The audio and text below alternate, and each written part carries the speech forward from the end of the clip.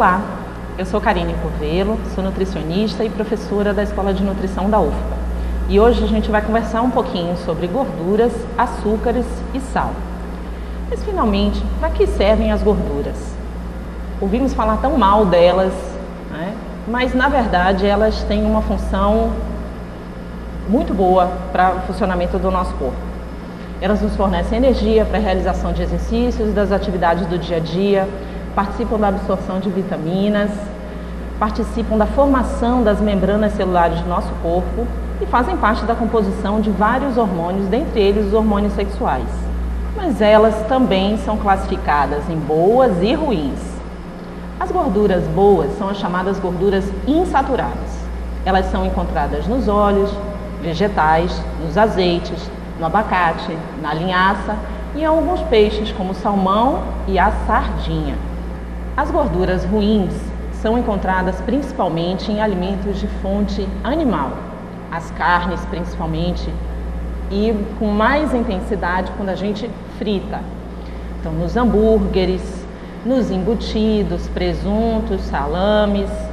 E um outro grupo não tão conhecido, mas que também nos fazem mal, são as chamadas gorduras trans. Elas têm alta correlação com o aparecimento de doenças do coração e são usadas pela indústria de alimentos para deixar os alimentos mais crocantes e mais saborosos. São encontradas nos salgadinhos, nas pizzas, nas batatas fritas e também em alimentos doces como sorvetes e biscoitos recheados.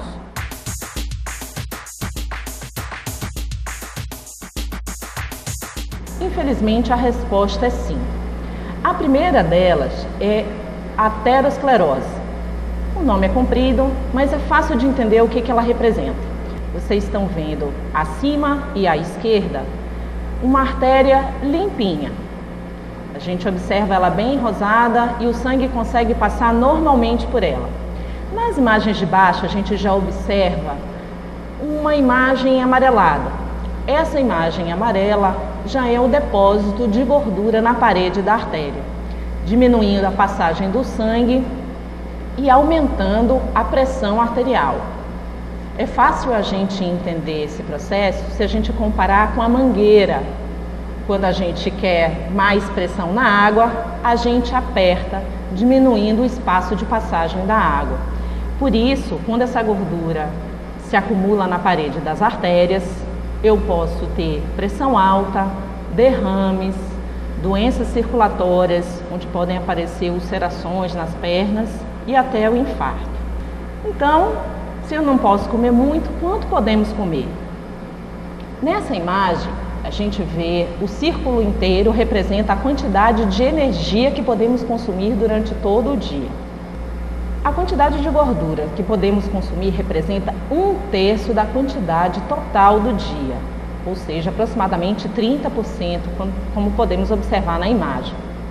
Mas temos também aí a quantidade de um outro componente da nossa alimentação que é de extrema importância, que são os carboidratos. Os carboidratos, representam a fonte de energia para nossas atividades do dia a dia. Então, comer pouco carboidrato nos deixa mole, sem muita energia, pode até causar desmaios. Uma comparação fácil para entender é como se faltasse combustível no carro. Dentro do grupo dos carboidratos, nós temos os açúcares, que é um carboidrato que o corpo absorve rapidamente. Essa quantidade de açúcar é que só pode ser 10% da energia que usamos durante o dia. Os carboidratos também se dividem em dois grupos. Chamamos de carboidratos complexos e simples.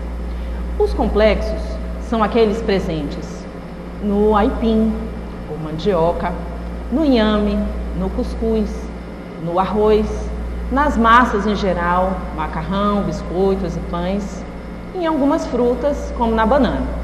Eles têm uma absorção mais lenta e, por isso, são mais vantajosos para a saúde. Os açúcares, os carboidratos simples, eles têm uma absorção muito rápida, mas estão em grande quantidade em vários alimentos. Como vocês podem observar na imagem, a gente trouxe aí um comparativo para que vocês tenham ideia de quanto açúcar está escondido nos alimentos. Um pacote de biscoito recheado tem aproximadamente 12 colheres de sopa de açúcar iguais a essas da imagem. Então, da próxima vez que você for comer um pacote, pense se você conseguiria comer 12 colheres dessa. Um copo de iogurte tem aproximadamente 4 colheres de açúcar.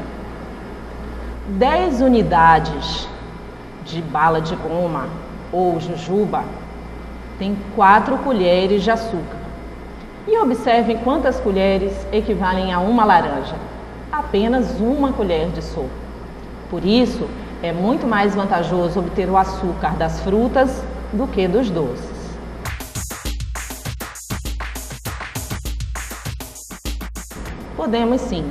Podemos desenvolver obesidade, que é uma epidemia mundial, doenças vasculares, aumento de triglicérides no sangue, que é uma mistura de açúcar e gordura, e até desenvolver diabetes. Por isso se fala tanto em alimentos integrais. Mas o que são eles? Quando falamos em alimento integral, significa dizer que os nutrientes estão integralmente lá. No caso do pão, a farinha usada para fabricá-lo, o trigo foi moído integralmente, sem descascar. No caso do leite, a gordura está integralmente lá. No leite desnatado, essa gordura foi retirada total ou parcialmente. Mas então vamos ao sal. E o que é mesmo o sal? O sal, na realidade, é uma mistura de 2 componentes, o sódio e o cloreto, formando então o sal, que tecnicamente é chamada de cloreto de sódio. A recomendação para uma pessoa adulta de sal seria 5 gramas por dia, sendo equivalente ao sódio de 1,7 gramas dia. E onde encontramos esse sódio? O sódio é encontrado em vários alimentos, principalmente os embutidos, como presuntos, salames, blanquês, em vários queijos, principalmente os mais gordurosos, e em algumas conservas, como picles, azeitonas, milho enlatado. É encontrado também nas massas, principalmente em macarrões instantâneos, nas batatas fritas servidas pelas lanchonetes, sempre adicionamos um salzinho em cima. Além disso, temos grande quantidade de sódio nos salgadinhos empacotados e, acreditem, também encontramos sódio em vários alimentos doces industrializados. Mas o que o excesso de sal pode trazer de ruim para a nossa saúde? O excesso de sódio pode aumentar a pressão arterial, levar a derrame, infarto e as doenças circulatórias. E é fácil identificar esse sódio nos alimentos? Nem sempre, porque na maior parte das vezes os alimentos não são tão salgados quanto imaginamos. Então trouxemos aí um exemplo de um rótulo de um alimento para que vocês possam identificar daqui para frente o quanto de sódio estão consumindo. Observem aí a quantidade de sódio nesse alimento, exemplo, que nós trouxemos. 1.363 miligramas de sódio.